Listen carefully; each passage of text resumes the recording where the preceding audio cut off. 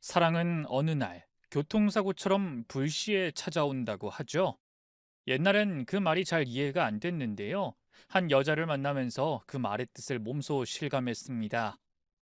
그 사랑이 제 목을 옥죄게 될 줄은 꿈에도 모르고 말이죠. 지금부터 익명의 힘을 빌어 그 얘기를 좀 털어놓아 보려고 하는데요. 글솜씨 없는 50대 아저씨지만 잘 부탁드립니다.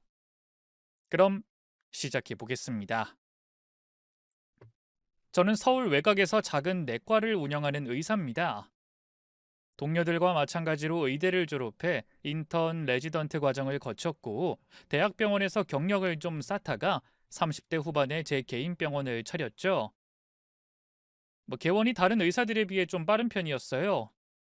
아버지가 사업을 하셔서 경제적인 쪽으로 제법 도움을 받을 수 있었거든요. 주변에선 그런 저를 많이들 부러워했지만 글쎄요. 개인적으로는 사는 게 재미가 없던 시절이었습니다. 취미도 뭣도 없이 죽어라 일만 하고 살았으니까요. 그 흔한 여자친구 하나 없었습니다. 제가 워낙에 내성적이고 소심한 성격이라서요. 여자 앞에만 서면 손발이 덜덜 떨리고 말이 제대로 안 나왔거든요. 나름 소개도 많이 받아보고 결혼정보회사까지 찾아가 봤지만 별 소득이 없었죠. 그런 제게 운명처럼 사랑이 찾아온 건 어느 늦은 봄날이었습니다. 그날도 평소처럼 병원에 출근해 환자들을 보고 있었는데요. 갑자기 간호사가 난감한 얼굴로 들어와 그러더군요.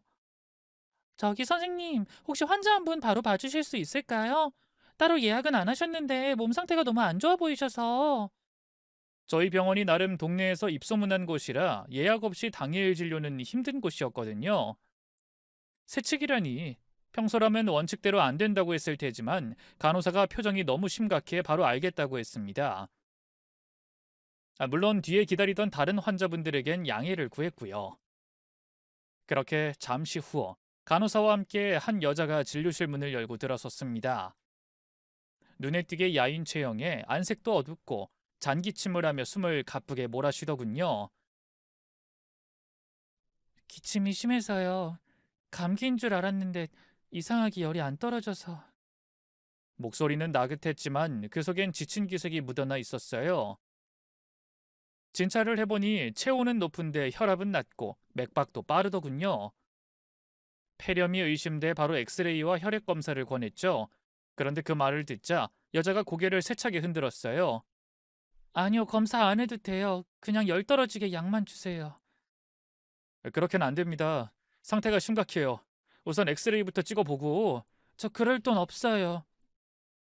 짧고 단호한 대답에 순간 저도 간호사도 멈칫했습니다. 그 사이 여자는 비틀거리면서 자리에서 일어나더군요. 약 안 주실 거면 됐어요. 그만 가보겠습니다. 이대로 여자를 그냥 보내면 안 되겠다는 생각이 들었습니다. 어떤 대단한 사명감이 있는 건 아니었지만 그래도 의사는 의사였으니까요.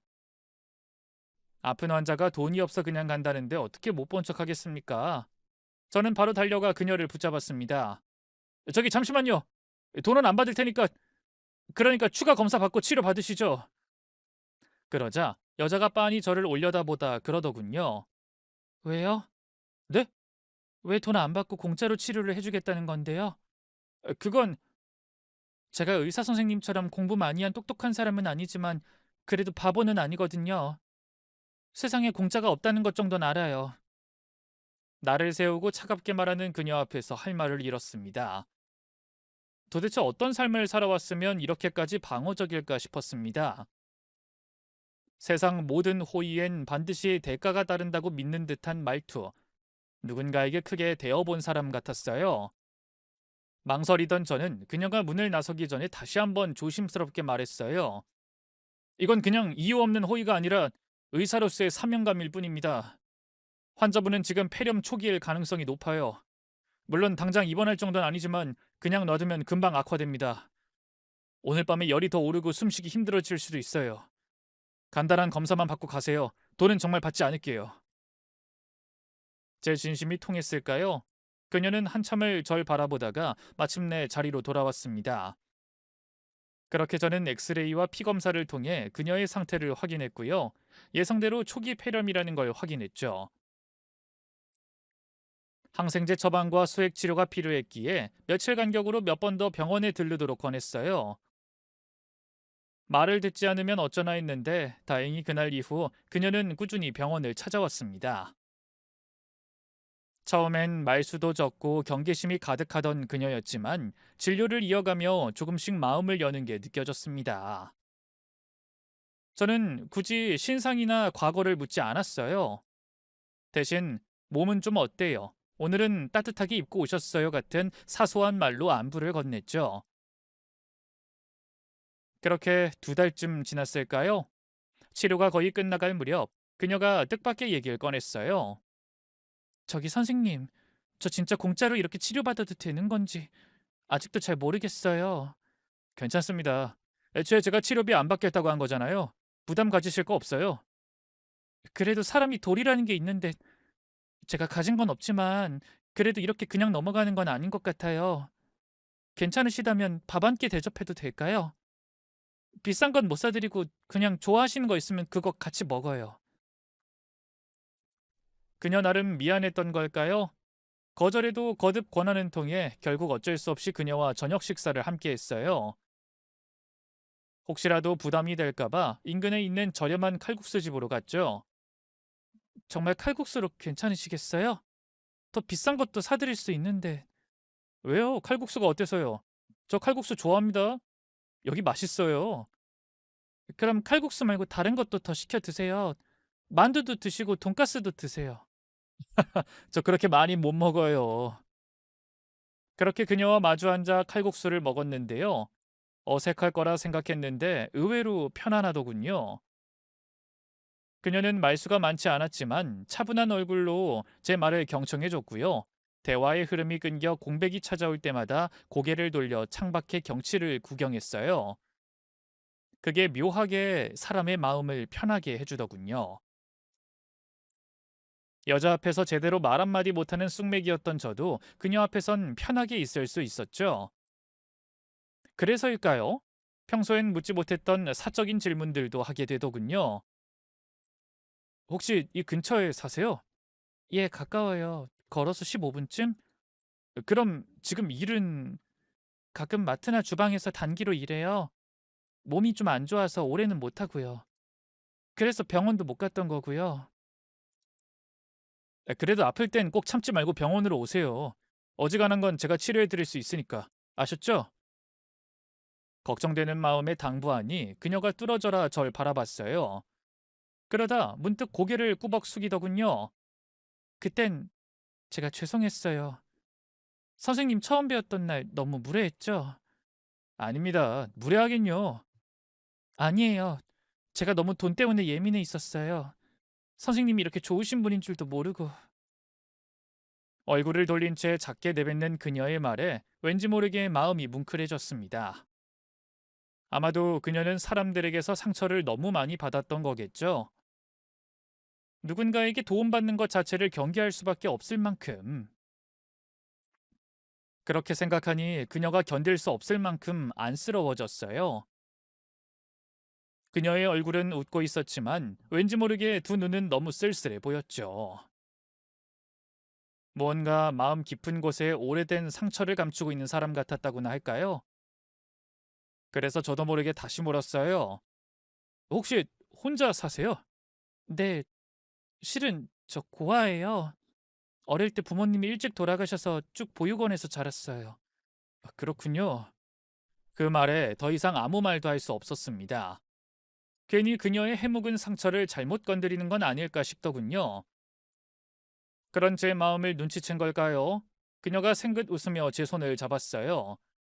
정말 감사해요, 선생님. 이렇게 같이 저녁 먹을 수 있어서 기뻤고요. 앞으로도 뵐 수 있으면 종종 뵈어요. 그런 식으로 여자와 접촉한 게 너무 오랜만이라서 그런 걸까요? 아니면 저도 모르게 그녀에게 마음을 주게 된 걸까요? 갑자기 심장이 미친 듯이 쿵쿵 뛰기 시작했어요. 얼굴은 열이 올라 뜨거워졌고 숨도 거칠어졌죠. 아, 네, 또 연락드리겠습니다. 그날 이후 저는 종종 일찍 퇴근할 때마다 그녀에게 연락했어요. 함께 저녁을 먹고 차를 마시고 때로는 영화를 보거나 공원을 산책했죠. 하지만 바보같이 그때까지만 해도 그녀가 제게 어떤 존재인지 몰랐는데요. 어느 날 함께 길을 걷는데 갑자기 그녀가 묻더군요. 선생님, 저희 지금 이렇게 만나는 거 연애 맞죠? 그 순간 깨달았어요. 제가 이미 그녀를 너무 깊이 사랑하게 됐다는 걸 말이죠. 그리고 믿을 수 없게도 그녀 역시 저와 같은 마음인 것 같았어요. 저는 시뻘개진 얼굴로 간신히 고개를 끄덕였죠. 그런 것 같네요. 그럼 됐어요. 더 물어보지 않을래요. 그냥 지금 이대로면 충분하니까. 그렇게 저희는 가랑비에 옷 젖듯 서서히 서로에게 빠져들었고요. 사귄 지 1년 만에 결혼에 꼴이 나게 됐습니다. 물론 부모님께서는 아내를 탐탁치 않아 했어요. 변변한 가족도 직장도 없는 여자란 이유로 말이죠. 영철아, 네가 뭐가 모자라서 그런 부모도 없는 애랑 결혼을 하니? 그러지 말고 지금이라도 헤어져 제발, 응? 어머니 죄송해요. 저 정말로 진이 사랑해요. 없으면 못 살 것 같다고요. 아니 얘가 그래도 이 애미가 끝까지 반대하겠다고 하면 그땐 너 어쩔 거야, 응? 그래도 전 진이 못 버려요. 죄송해요 어머니. 이 녀석이 진짜 너 정말 이 애미 죽는 꼴 보려고 그래? 아들의 배신에 어머니는 뒷목을 잡고 쓰러지셨고요. 급기야 결혼식 불참까지 선언하셨지만 자식 이기는 부모 없다잖아요. 제 계속된 설득에 결국 아내를 허락하셨죠. 결혼 후의 삶은 정말이지 상상 이상으로 평온하고 따뜻했습니다. 아내는 누구보다 살림을 야무지게 잘했고 제 내조에도 최선을 다했죠. 제가 출근할 때마다 함께 일어나 곱게 다린 셔츠와 넥타이를 챙겨줬고요. 아침을 먹지 않는 저를 위해 따로 녹즙이나 과일 간 것을 챙겨주곤 했어요. 또 퇴근하고 돌아오면 정성껏 차린 밥상과 아내의 웃는 얼굴이 절 기다리고 있었죠. 그뿐만이 아니었어요. 아내는 일로 바쁜 저를 대신해 부모님 댁에도 자주 들러 밑반찬을 챙겨주고요. 두 분이 어려워하시는 컴퓨터 예약이나 모바일 장보기 같은 것도 대신해줬죠. 처음엔 아내를 곱지 않은 눈으로 흘끼던 어머니도 언젠가부터 마음을 열기 시작하셨어요. 영철아, 요즘 같은 시대에 새아가처럼 조신하고 시부모한테도 잘하는 아가씨 찾기 쉽지 않다. 새아가한테 잘해. 아이고, 우리 어머니 맞아요? 결혼 결사 반대하던 그분은 어디 가셨대? 이놈이 애미를 갖고 놀려? 뭐 여전히 조건만 놓고 보면 아쉬운 게 많은 애지만 그래도 너랑 우리한테 참 잘하잖니. 우리가 돈이 아쉬운 집안도 아니고 그거면 됐지 뭐. 그럼 앞으로도 우리 진이 많이 예뻐해 주세요. 어머니 아버지한테 예쁨 받고 싶어서 얼마나 열심히 하는데요. 실제로 하는 짓도 얼굴도 예쁘잖아요. 아이고 이 팔불출. 알았다 알았어. 부모님까지 점차 아내에게 마음을 주기 시작하면서 저희 가정엔 더욱더 평화가 찾아왔어요. 저는 그런 아내가 고마워 늘 입버릇처럼 말했죠. 당신을 만나고 내 인생이 달라졌어. 남들은 내 직업이나 집안 같은 걸 보고 부러울 게 없는 놈이라고 했지만 사실 그 전까지 난 사는 게 재미가 없었거든. 뭔가 내 안이 텅 비어 있는 것 같다고나 할까? 당신을 만나고 나서야 내 안이 꽉 들어찬 기분이야. 고마워. 그게 무슨 말이야. 나야말로 당신한테 고맙지. 당신 아니었으면 난 지금도 밑바닥 인생을 살고 있었을 거야. 반지 하방에서 어디 아파도 병원도 못 가고 골골댔겠지. 물론 그런 것 때문에 당신하고 결혼했다는 건 아니지만 아이 참 말재주가 없으니 뭐라고 더 얘기를 못 하겠네. 그래도 당신은 내 맘 다 알지? 저는 말없이 아내의 손을 잡았습니다. 맞잡은 아내의 손이 얼마나 따뜻하고 부드럽던지요. 제 품에서 흐드러진 꽃처럼 웃는 아내를 보며 한 번 더 다짐했어요. 이 여자를 평생 지켜주겠다고 말이죠. 하지만 평온한 일상이 균열을 보이기 시작한 건 결혼하고 2년쯤 지나면서부터였어요. 언젠가부터 아내의 상태가 조금씩 이상해지기 시작했습니다. 늘 웃음 많고 쾌활하던 사람이 급격히 어두워졌고요. 작은 소리에도 깜짝깜짝 놀라고 부쩍 짜증을 내기 시작했죠. 무슨 일 있냐고 물어봐도 아내는 아무것도 아니라는 둥 그날이라 좀 예민하다는 둥 이런저런 핑계를 댈 뿐이었어요. 그러던 어느 날, 새벽에 화장실이 가고 싶어져서 눈을 떴는데요. 옆을 보니 아내가 없더군요. 의아한 마음에 방 밖으로 나오니 아내가 베란다에서 누군가와 통화를 하고 있었어요. 응, 조금만 더 기다려줘. 글쎄 조금만 더 기다려 달라니까. 지금은 좀 곤란해. 그렇게 큰 돈을 당장 어디서 마련해? 목소리는 낮고 조심스러웠지만 제 귀에 선명하게 와닿았어요. 당장이라도 달려가 누구와 통화하냐고 묻고 싶었는데요. 이상하게 발이 얼어붙은 것처럼 떨어지지 않았어요. 멍하니 서 있던 저는 아내가 전화를 끊고 돌아서자 허둥지둥 몸을 돌려 안방으로 들어갔고요. 저도 모르게 자는 척을 했어요. 그리고 다음 날이 되어서야 아무렇지도 않은 척 아내에게 물었죠. 여보, 어제 누구랑 통화한 거야? 제 말에 아내는 놀라서 두 눈을 크게 뜬 것도 잠시 재빨리 표정을 지우고 그러더군요. 어? 내가 누구랑 통화를 해? 어제 새벽에 화장실 가고 싶어서 잠깐 일어났는데 당신이 없더라고. 나가보니까 베란다에서 누구랑 통화 중이던데? 대놓고 얘기하자 일순 아내의 얼굴에서 표정이 사라졌어요. 그리고 말없이 고개를 떨구더니 갑자기 닭똥 같은 눈물을 뚝뚝 흘리더군요. 저는 놀라서 아내의 어깨를 감싸 안았죠. 뭐야, 당신 왜 갑자기 울고 그래? 그러자 아내가 제 가슴을 밀어내며 울먹였어요. 여보, 나 사실 당신한테 거짓말한 거 있어. 그 말에 가슴이 철렁했어요. 의심하고 싶지 않았지만 정말 아내가 다른 남자와 외도라도 한 건가 싶어졌죠. 사실 아내는 저 같은 놈과 만나기엔 분에 넘칠 정도로 어리고 예뻤으니까요. 하지만 이어 터져나온 아내의 고백은 전혀 다른 내용이었습니다. 내가 부모님 두 분 다 돌아가셨다고 했잖아. 근데 사실은 엄마가 살아있어. 어릴 때 내가 태어나자마자 보육원에 버려가지고 난 정말로 얼굴도 몰랐거든? 그래서 죽었다 생각하고 살았는데 성인이 되고 나서 엄마한테 연락이 와서 한번 만났었어. 뭐 사정이 안 좋아서 어쩔 수 없이 버렸다는 등 보고 싶었다는 등 온갖 달콤한 말만 하더니 결국엔 돈이 필요하다더라. 그땐 순진해서 보육원에서 받은 자립지원금 전부 다 줬어. 그 뒤로도 엄마가 찾아와서 돈 달라고 할 때마다 계속 줬고 병원비가 필요하다, 생활비가 부족하다, 사기를 당했다 핑계도 가지가지였지. 다 거짓말인 걸 알면서도 줬던 건 어쨌든 내 친엄마라서였어. 하나뿐인 가족이었으니까. 근데 내가 아파서 일을 못하게 되고 돈이 없어지니까 거짓말처럼 연락을 뚝 끊더라. 그럼 어제 통화했던 것도 맞아, 우리 엄마야. 내가 당신이랑 결혼한 걸 어떻게 알았는지 또 전화해선 돈 달라고 하더라고. 식당 차렸다가 망해서 빚을 꽤 크게 졌다면서. 외면하고 싶은데 정말 나쁜 사람인 거 아는데 모른 체 할 수가 없어, 여보. 그래도 내 하나뿐인 엄마잖아. 그놈의 핏줄이란 게 뭔지. 급기야 아내는 바닥에 주저앉아 오열하기 시작했어요. 저는 그런 아내가 안타까워 다가가 품에 안고 달랬죠. 여보, 울지 마. 어머님도 당신한테 아무 애정이 없진 않을 거야. 그러니까 계속 연락을 하겠지. 일단 나랑 같이 한번 만나보자. 그러자 아내가 울다 말고 놀라선 저를 쳐다봤어요. 뭐? 우리 엄마 같이 만나자고? 그래. 당신 엄마면 나한텐 장모님인 거잖아. 한번 뵙긴 뵈야지. 빚이 얼마나 있으신 건지도 한번 들어보고 내 선에서 처리할 수 있는 거면 처리해 줄게. 여보.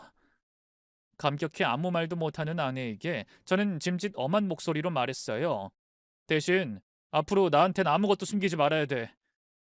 난 요즘 당신이 이상해서 혹시 바람이라도 피우는 건가 했다고. 그 말에 아내가 두 눈을 동그랗게 떴어요. 뭐? 말도 안 돼. 내가 그런 여자로 보여? 그런 게 아니라 당신이 요즘 너무 이상했으니까. 새벽에 나 몰래 다른 사람이랑 통화도 막 하고. 미안해. 당신한테 계속 말하려고 했는데 당신이 혹시라도 나한테 실망할까 봐 무서웠어. 정말 미안해. 앞으로는 다신 당신한테 아무것도 숨기지 않을게. 그 일을 계기로 저희 부부 사이는 한층 돈독해졌어요. 그리고 얼마 뒤에 저는 아내와 함께 장모님을 뵈러 갔죠. 솔직히 말하자면 장모님에 대해 특별한 기대 같은 건 하지 않았습니다. 그런데도 막상 마주한 아내의 친어머니는 제 기대보다 더 엉망이었습니다. 아내를 조금도 닮지 않은 강팍한 얼굴로 저를 훑겨보더니만 대놓고 불편한 얘기들을 꺼내더군요. 그래, 자네가 내 사위구만. 의사라고? 아, 예. 내 허락도 없이 내 딸이랑 결혼해놓고 어떻게 그동안 날 찾지도 않아? 친히 얘야 나랑 쌓인 게 많다고 해도 자네까지 그러면 안 되지. 나이도 적은 편이 아니더만. 내가 우리 딸 낳고 키우느라 얼마나 고생했는데. 당황한 제가 아무 말도 못하자 보다 못한 아내가 중간에 끼어들었어요. 엄마 그런 말 하지 마. 이 사람은 엄마가 살아있는 줄도 몰랐다고. 내가 어릴 때 죽었다고 해서. 아이고, 살아있는 애미를 죽여? 잘한다, 잘해. 태어나자마자 나 버린 게 누군데? 이 사람한테 나 키우느라 고생했다고 생색내는 거 솔직히 너무 웃긴 거 아니야? 돌되기도 전에 내다 버렸으면서. 아내의 날선 원망에 장모님은 일순 당황한 듯 보였어요. 하지만 그것도 잠시 이내 저를 바라보며 그러더군요. 진이한테 얘기 들었겠지만 내가 요즘 사정이 좀 안 좋아. 식당 하던 게 망하고 동업자가 나르는 바람에 자네 의사에 집도 살만치 산다며. 그럼 도움 좀 줄 수 있는 거 아니야? 내가 자네 하나뿐인 장모인데. 거칠고도 뻔뻔한 태도에 솔직히 마음 한켠이 무너지긴 했지만 아내를 생각해 별말 없이 봉투를 건넸어요. 네, 우선 이 돈으로 급한 불부터 해결하시고요. 건강 잘 챙기세요. 앞으로는 이 사람하고 자주 찾아뵙겠습니다. 그래, 고맙네, 고마워. 날름 돈을 챙기는 장모님을 보며 아내가 엄포를 놨어요. 엄마, 이거 그냥 주는 돈 아니야. 나중에 다 갚아야 돼. 그리고 바로 일자리 알아본다고 나랑 약속한 거 잊지 마. 식당 설거지 자리든 뭐든 꼭 찾아봐. 알겠어? 그래, 걱정 마, 이거 사. 하지만 그 뒤로도 장모님은 좀처럼 자리를 잡지 못했고요. 간헐적으로 제게 연락해 돈을 요구하셨어요. 정신을 차려보니 작게는 병원비부터 크게는 장모님이 살 집까지 제가 구해드린 꼴이 됐죠. 호구 같다 욕하실 수도 있겠지만 사위된 도리로 차마 내치지 못하겠더군요. 그러기엔 제가 아내를 너무 사랑했어요. 아내는 말로는 도와줄 필요 없다고 했지만 장모님에게 연락이 올 때마다 차마 내치지 못했거든요. 저한테 차마 말도 못하고 끙끙 앓는 걸 보면 차마 외면할 수가 없었죠. 그래도 한 가지 다행이라면 제가 장모님 한 사람쯤은 건사할 수 있을 만큼 능력이 있었다는 거예요. 돈으로 사위의 의무를 다하고 아내의 평온을 사는 거라 여겼죠. 그렇게 몇 해가 흘렀습니다. 아내와의 일상은 여전히 행복했고 저는 진료실에선 의사로서 가정에선 남편으로서 최선을 다하며 살았죠. 장모님 쪽은 여전히 간헐적으로 말썽을 부리긴 했지만 그때마다 아내가 중간에서 잘 조율해 줬기에 큰 문제 없이 넘어갈 수 있었습니다. 그러던 어느 날 일이 조금 일찍 끝나 병원 인근 상가에서 아내와 함께 외식을 하게 됐어요. 날도 따뜻해서 식사 후 아이스크림을 하나씩 사들고 골목을 산책하던 중 저 멀리서 한 남자가 저를 향해 손을 흔들며 다가왔습니다. 야, 너 영철이 봤지? 나 기억 안 나? 고등학교 때 너랑 같은 반이었던 김도훈. 남자의 정체는 다름 아닌 제 고등학교 동창이었습니다. 저와는 반이 달라 그리 가까운 사이는 아니었지만 동아리 활동을 같이 해서 종종 함께 어울렸던 기억이 있는 친구였죠. 나이가 들어 그런가 그 정도 친분이 있던 동창도 다시 보니 반갑더군요. 당연히 기억나지 임마. 그동안 잘 지냈냐? 이게 대체 몇 년 만이야? 야, 너 의사 됐다는 소식 들었다. 어디 병원에서 일해? 이 근처야? 요 앞 사거리. 그 땡땡 내 거라고 있는데 거기가 내 병원이야. 와, 네 병원인 거야? 자식 대단한데? 대단하긴. 넌 이 시간에 여기 어쩐 일이야? 이 근처에서 일해? 아니, 회사는 땡땡동인데 거래처 계약 때문에 근처 지나가다 네가 딱 보여서. 그렇게 서로 얼마간 근황을 주고받았을까요? 친구가 뒤늦게 옆에 선 제 아내를 보고 놀라더군요.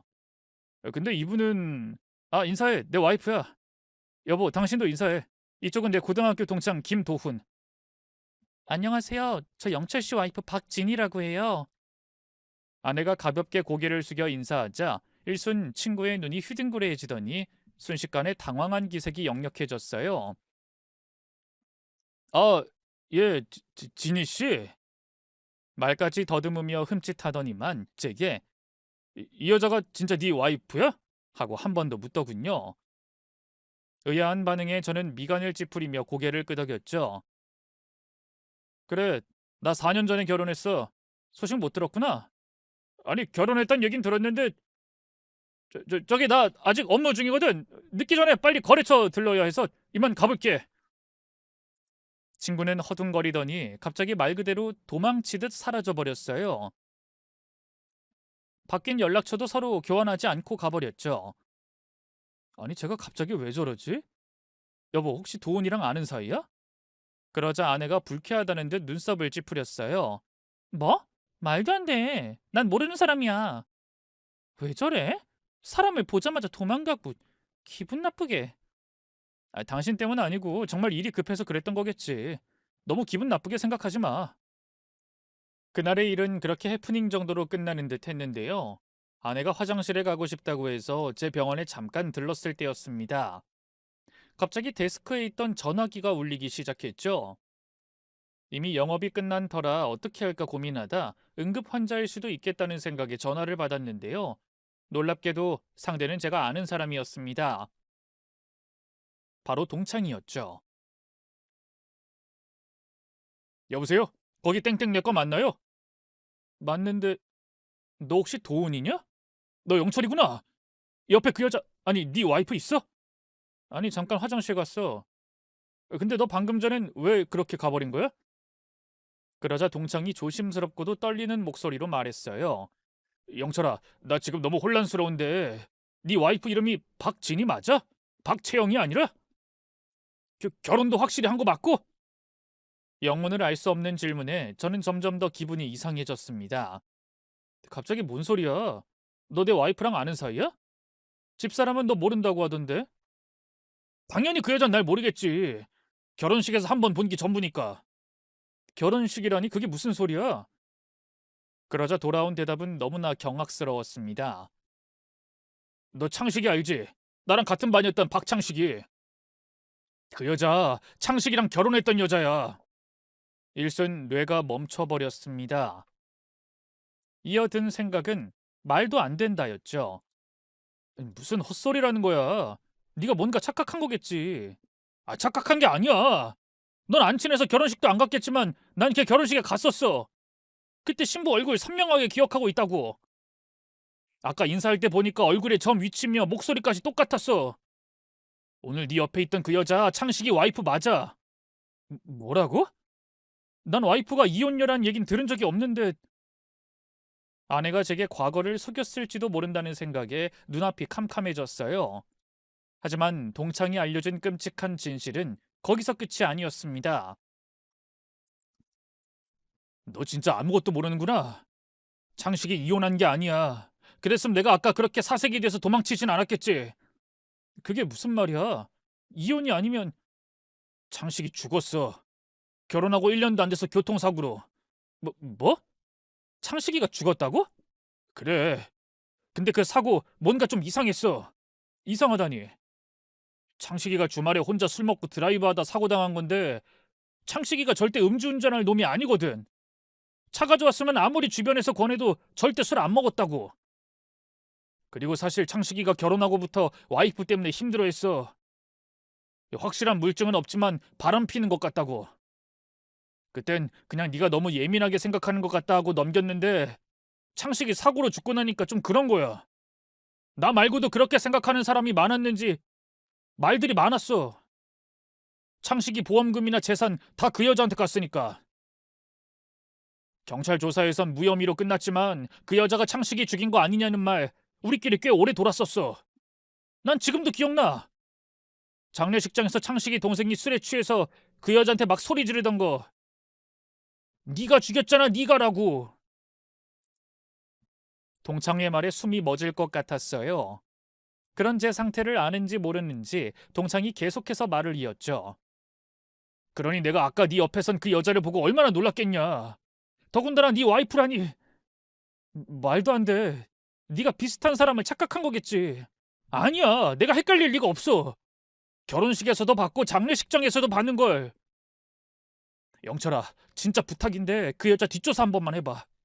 아까는 너무 무서워서 그냥 도망치고 말았는데 혹시 너까지 창식이처럼 될까봐 나 너무 불안해서 이 말 안 하고는 못 견디겠더라. 바로 그때 화장실에 갔던 아내가 병원 안으로 들어오는 소리가 들렸어요. 저는 반사적으로 수화기를 내려놓고 뒤돌아섰죠. 어디서 전화 왔었어? 당신 목소리 들리던데. 아, 그냥 광고잖아. 화장실 갔다 온 거지? 이제 집에 갈까? 아무렇지 않은 척 넘겼지만 심장은 미친 듯이 두방망이 질치고 있었어요. 잘 안다고 생각했던 아내가 갑자기 너무나 낯설게 느껴지더군요. 며칠 동안 저는 밤마다 뒤척이며 잠을 이루지 못했습니다. 머릿속은 온통 동창이 했던 말로 가득했고 아내의 말과 행동 하나하나가 의심스럽기 짝이 없었어요. 결국 저는 아내 명의로 된 핸드폰을 이용해 아내의 주민등록 초본을 몰래 열람해 봤는데요. 거기엔 믿기 힘든 사실이 적혀 있었습니다. 아내는 개명을 했고 원래 이름은 박채영이었더군요. 또 주소지엔 박창식이라는 남성과 함께 살았던 이력이 남아 있었어요. 동창의 말이 전부 사실이라는 걸 그제야 인정할 수밖에 없었습니다. 처음엔 단순히 과거를 숨긴 채 새 인생을 살고 싶었던 거겠지. 그렇게 생각하려 했죠. 하지만 본격적으로 사설 탐정에게 아내의 행적을 의뢰하고 나서부터 모든 게 무너져 내렸습니다. 탐정이 보내온 사진들 속엔 아내가 낯선 남자와 다니는 모습이 잔뜩 담겨 있었어요. 심지어 모텔로 들어서는 모습도 있었죠. 맞습니다. 아내는 저 모르게 외도를 하고 있었던 겁니다. 아마 전 남편과 살 때부터 만나던 상간남이었겠죠. 충격적인 사실은 거기서 끝이 아니었습니다. 저는 매달 아내에게 용돈 겸해서 넉넉하게 생활비를 주고 있었는데요. 아내 명의로 된 통장에서 낯선 계좌로 매달 수백만 원씩 송금이 나가고 있더군요. 처음엔 장모님인가 했는데 아니더라고요. 혹시 장모님도 한패가 아닐까 싶어 저는 고민 끝에 장모님을 찾아갔습니다. 장모님이 도덕적으로 된 사람이라고 믿고 간 게 아니고요. 돈에 쉽게 휘둘리는 사람이었기 때문에 찾아간 거였죠. 돈만 준다면 뭐든 얘기해 줄 것 같았거든요. 아니나 다를까 장모님은 거액의 돈을 주겠다고 약속하자 아내의 비밀에 대해 거침없이 털어놓더군요. 뭐 어차피 김서방이 우리 딸 과거에 대해 어느 정도 알게 된 것 같으니 내가 여기서 우리 딸 위해 뭘 감춘다고 해도 무슨 소용이 있겠어? 맞네. 진이, 아니, 채영이 걔 지 전 남편 죽인 거 맞아. 죽였다고요? 대체 왜? 왜긴 왜야, 돈 때문이지. 지 전 남편 앞으로 있던 재산이랑 보험금 노리고 그런 거 아니야. 이해가 안 됩니다. 어차피 부부로 같이 살면 그 재산은 자기 거나 다름없는데. 채영이가 만나는 그 놈 알지? 그 쓰레기 같은 놈. 그 놈이 같은 보육원 출신인데 도박에 미쳐 있거든. 그 놈 도박빚 갚아주느라 그랬다더라고. 내가 자네 만나곤 제발 헤어지라고 했는데 도무지 끊어내질 못하더라고. 자네도 조심해. 장모님의 경고에 등 뒤로 소름이 달렸습니다. 저는 그때부터 아내의 상간남에 대해 좀 더 본격적으로 파헤치기 시작했어요. 알고 보니 전과가 어마어마한 놈이더군요. 폭행, 사기, 공갈 등 전과가 줄줄이었는데 그 중에서도 가장 눈에 띄는 건 보험 사기 전력이었죠. 저는 사설 탐정에게 이 사실을 알린 뒤 추가 조사를 요청했고요. 얼마 뒤 탐정이 충격적인 진실을 알아냈습니다. 선생님, 죄송한 말씀 드리겠습니다. 두 사람이 같이 있는 걸 도청한 결과 두 사람 선생님도 처리할 계획을 세우고 있었습니다. 뭐라고요? 정확한 날짜나 방법까지는 아직 포착 안 됐는데요. 보험금 얘기가 몇 번 나왔고요. 선생님 건강 상태, 동선 같은 걸 자세히 언급하는 대화도 있었습니다. 탐정이 들려준 도청 녹취를 들은 저는 머릿속이 하얘졌어요. 설마 아내가 제 목숨까지 노리고 있었다니. 나를 사랑했다면 그럴 수 있었을까? 애초에 아내는 내게 의도적으로 접근한 걸까? 온갖 생각에 머리가 복잡해졌습니다. 하지만 그렇다고 그걸 바로 아내에게 티낼 만큼 저는 어리석지 않았어요. 그날 이후 저는 더욱더 착실하게 아무것도 모르는 척 연기를 했습니다. 집에서 아내가 해준 밥을 먹는 건 너무 겁이 나서요. 일부러 일이 많아 야근하는 척했고 삼시세끼를 전부 밖에서 해결했죠. 대신 집에 오면 아내와 웃으며 더 많은 대화를 나눴고 친밀하게 스킨십을 나눴습니다. 그러면서 동시에 집 안에 몰래 녹음기를 설치하고 병원 CCTV 백업을 꼼꼼히 챙겼어요. 혹시라도 아내가 절 해치려 드는 증거가 있다면 절대 놓치지 않아야 했으니까요. 그때만 해도 꿈에도 몰랐습니다. 아내가 어느샌가 눈치채고 역습을 준비하고 있을 줄은. 그날도 평소처럼 밖에서 저녁을 먹고 집에 도착했는데요. 평소와 달리 집안이 조용했습니다. 아내가 안 보이더군요. 부엌에 불도 꺼져 있고 텔레비전도 꺼져 있고. 여보, 집에 없어? 아내를 찾으며 거실 불을 켜려던 바로 그 순간 뒤에서 누군가가 제 목덜미를 휘감아 왔습니다. 순식간에 숨통이 확 조여오는 느낌에 발버둥 쳤지만 이미 저는 그 정체불명의 침입자에게 붙들린 상태였죠. 당신 뭐야? 이거 안 나! 쉿, 조용히 해. 입 안 닥쳐? 거친 남자의 목소리가 고막을 뚫는가 싶더니 이내 무언가 딱딱한 것이 제 입을 틀어막았습니다. 다름 아닌 제갈이었죠. 저는 구해달라고 비명조차 지르지 못한 채 공포에 질릴 수밖에 없었는데요. 바로 그때 어둠 속에서 또 다른 누군가가 모습을 드러냈습니다. 다름 아닌 아내였죠. 여보, 반항하지 마. 그럴수록 당신만 더 힘들어져. 미안해. 나도 이럴 생각까진 없었는데 당신이 다 알아버렸잖아. 맞습니다. 아내는 제 행적을 이상하게 생각해 따로 뒤를 밟았고요. 집안에 숨겨져 있던 도청장치까지 찾아냈더군요. 제가 모든 진실을 알고 있다는 걸 깨닫고는 상간남을 집에 불러들여 저를 죽이려 한 거였죠. 아내의 손엔 웬 약병과 주사기가 들려 있었습니다. 의사인 저도 처음 보는 약물이었죠. 이걸 맞으면 술 마신 것처럼 정신이 몽롱해지면서 기분이 좋아질 거야. 그 상태로 당신은 운전을 하게 될 거고. 내가 미리 고용한 청부업자랑 사고가 나서 조금은 고통스럽게 눈 감게 될 거야. 미안해, 여보. 아내는 저를 전 남편과 똑같은 방법으로 살해할 작정이었어요. 저는 마구 고개를 흔들며 애절한 눈빛으로 아내를 바라봤죠.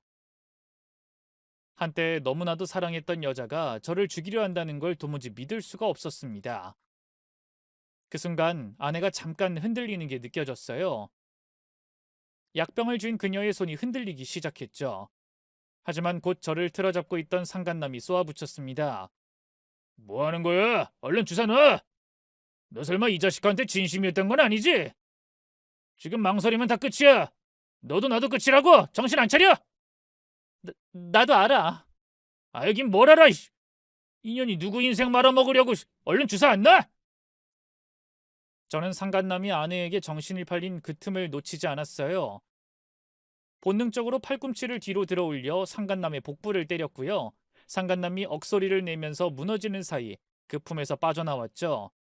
그리고 미리 주머니에 넣어둔 작은 호루라기를 악에 바친 힘으로 불었어요. 혹시 몰라 호신용으로 늘 상비해 뒀던 거였죠. 삐익!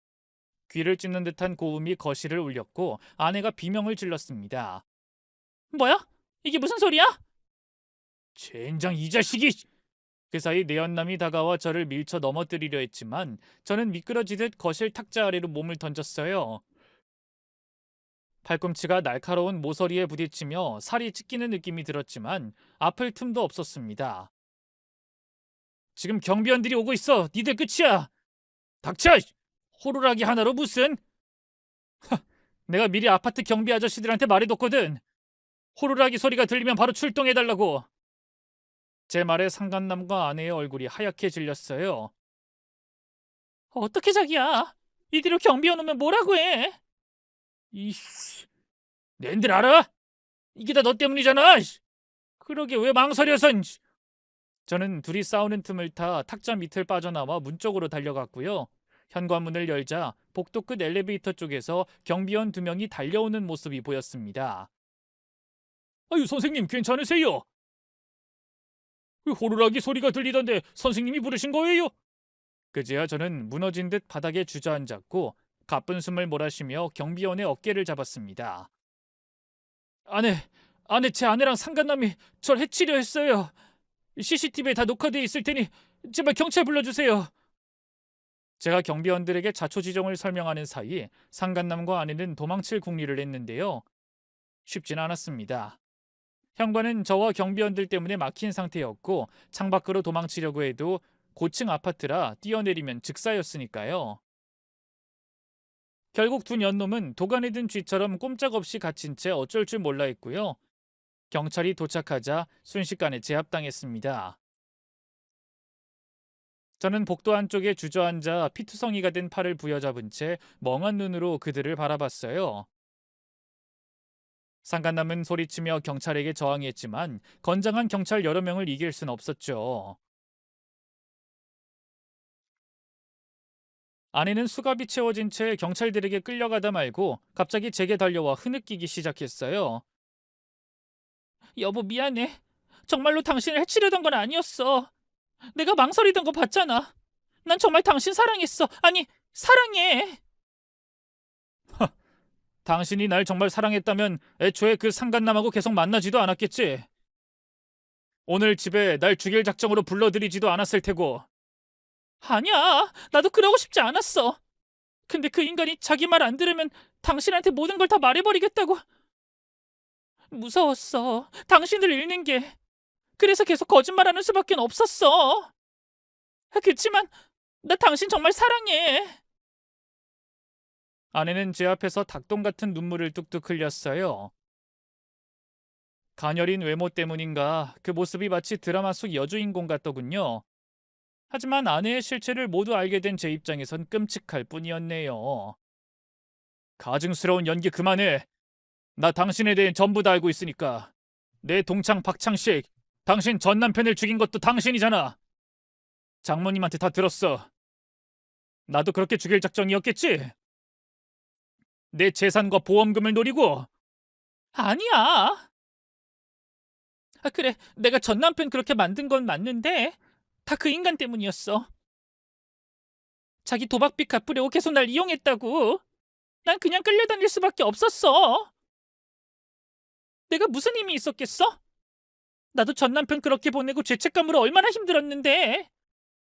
그런데 또 똑같은 짓을 나한테 저지르려고 했어? 그냥 상간남한테 끌려다니기만 했다는 말도 안 되는 핑계 대지 마. 당신도 그냥 똑같은 인간인 거야. 피해자인 척 굴지 말라고. 나한테 진실을 말할 기회는 얼마든지 있었어. 제 말에 아내는 더 이상 아무 말도 하지 못했어요. 하지만 경찰들에게 끌려가면서 다시 저를 향해 필사적으로 소리쳤죠. 나 당신 정말 사랑해. 이것만큼은 내 진심이야. 맹세해. 믿어줘. 제발.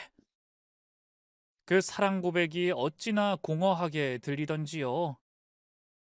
더는 아내의 울음도 애원도 제게 와닿지 않았습니다. 경찰 조사 결과 드러난 진실은 놀랍지도 않더군요. 아내는 과거 개명 전 이름 박채영으로 제 동창 박창식과 결혼을 했는데요. 애초에 의도적으로 돈을 노리고 접근한 거였어요. 전 남편이 사망하기 불과 한 달 전에 거액의 사망보험을 가입했던 기록도 남아있더군요. 하지만 당시 사용했던 약물이 국내에선 사례가 없던지라 증거 불충분으로 혐의 없음 처분을 받은 거였고요. 하지만 이번엔 달랐습니다. 현장에서 제게 쓰려던 똑같은 약물과 주사기가 남아 있었고요. 제가 사설 탐정을 통해 조사한 두 사람의 범행 계획이 담긴 녹취록, 아파트 CCTV 등이 존재하고 있었으니까요. 결국 아내와 상간남은 체포되어 기소됐습니다. 장모, 그러니까 아내의 친모 역시 법의 철퇴를 피해가진 못했습니다. 친모 역시 모든 사실을 알고 있으면서 오히려 그걸 무기 삼아 아내를 협박해왔던 정황이 드러났거든요. 아내가 저와 재혼했다는 걸 안 뒤로 과거를 밝히기 전에 돈을 내놓으라며 계속해서 협박질을 일삼았더군요. 아내가 저를 통해 장모를 도와줄 수밖에 없었던 데는 이유가 있었던 겁니다. 부모에 대한 효심이 아닌 두려움 때문이었던 거죠. 뒤늦게 경찰에 끌려가며 장모는 저를 붙잡고 난리를 쳤습니다. 김서방, 자네가 어떻게 나한테 이럴 수가 있나? 내가 우리 딸 과거를 전부 숨김없이 말해주고 조심하라고 경고까지 해줬는데 자네가 살 수 있었던 것도 다 내 덕이야. 근데 약속한 돈을 주진 못할 망정 경찰에 신고를 하다니. 당신 덕분에 내가 살 수 있었다니. 당신은 그냥 비열한 협박범일 뿐이야. 하나뿐인 친딸을 버린 것도 모자라서 협박한 다음 돈을 뜯어내? 그렇게 목구멍에 기름칠하니 행복했어? 이 짐승만도 못한 인간아. 너 이 건방진! 장모는 이를 갈며 저를 노려봤지만 법원은 당연히 제 손을 들어줬습니다. 장모는 공갈죄 등으로 실형을 선고받았고요. 다신 제 앞에 모습을 드러내지 않았죠. 아내와 상간남 역시 지리한 법적 다툼 끝에 살인미수, 사기, 공동범행 혐의 등으로 중형을 선고받았습니다. 물론 전 남편에 대한 살인죄도 인정돼 거의 무기징역에 가까운 무거운 형량을 선고받았죠. 두 년놈 다 아직까지 감옥에서 썩고 있는데요. 아내는 수감된 뒤에도 저에게 꾸준히 편지를 보내왔습니다. 주변 사람들이 날 그렇게 옥죄지만 않았으면 난 진짜 당신이랑 평범하게 살고 싶었어. 미안해 여보. 제발 날 용서해줘. 아내의 말에 따르면 제게는 의도적으로 접근한 게 아니라고 하더군요. 전 남편 재산을 상간남이 다 탕진한 뒤 싸우고 그놈과 헤어졌을 때 저를 만난 거라면서요. 하지만 그 진심을 이제 와서 누가 믿을 수 있을까요? 모든 사건이 일단락된 지금 저는 새로운 삶을 살고 있습니다. 한동안 병원 문을 닫고 긴 휴식기를 갖기도 했는데요. 그때 여기저기 세계 여행을 하다 새로운 사랑도 찾게 됐죠. 지금 아내는 전처와 달리 그렇게 예쁘진 않지만 너무나 가정적이고 사려 깊은 사람이에요. 결혼 후 눈에 넣어도 안 아플 만큼 사랑스러운 딸아이도 얻었는데요. 주변 사람들한테 딸바보 소리를 들을 만큼 금이야 오기야 애지중지 키우고 있답니다. 다시는 그 지옥 같은 나락으로 빠지고 싶지 않아서 아내와 딸에게 최선을 다하며 살고 있어요. 아, 그리고 저를 위험에서 구해준 동창과도 꾸준히 연락하며 지내고 있습니다. 학창 시절에 그렇게 친했던 사이는 아니었는데 지금은 둘도 없는 절친이 됐어요. 그럴 수밖에요. 그 친구가 제 인생을 구원해준 거나 다름없으니까요. 만약 그때 동창이 겁에 질려 그냥 모른 척 도망치고 연락을 끊어버렸다면 지금쯤 제가 지금쯤 제가 어떻게 됐을지 상상만 해도 아찔합니다. 지금도 만나면 고맙다고 몇 번이나 인사를 해요. 돈이나 뭐 다른 물질적인 보답은 절대 안 받겠다고 해서요. 만날 때마다 술만 열심히 사고 있습니다. 야, 난 진짜 네 덕분에 살았어. 너 아니었으면 네가 진짜 내 평생의 은인이다. 또 시작이네. 야, 됐고 그냥 술이나 사라. 어, 내가 다른 사람은 몰라도 너한텐 평생 사야지. 그렇게 만나면 늘 술을 진탕 먹었는데요. 한 번은 그 친구가 술에 취해 그런 말을 하더군요. 내가 창식이는 못 살렸지만 넌 살려서 정말 얼마나 다행인지 몰라. 그때 용기 내길 잘한 것 같다. 그 말에 죽은 동창이 생각나 괜히 울컥하더라고요. 지금 그 녀석도 하늘에서 평안하길 바랍니다. 긴 얘기 들어주셔서 고맙습니다. 모두 건강하고 행복하세요.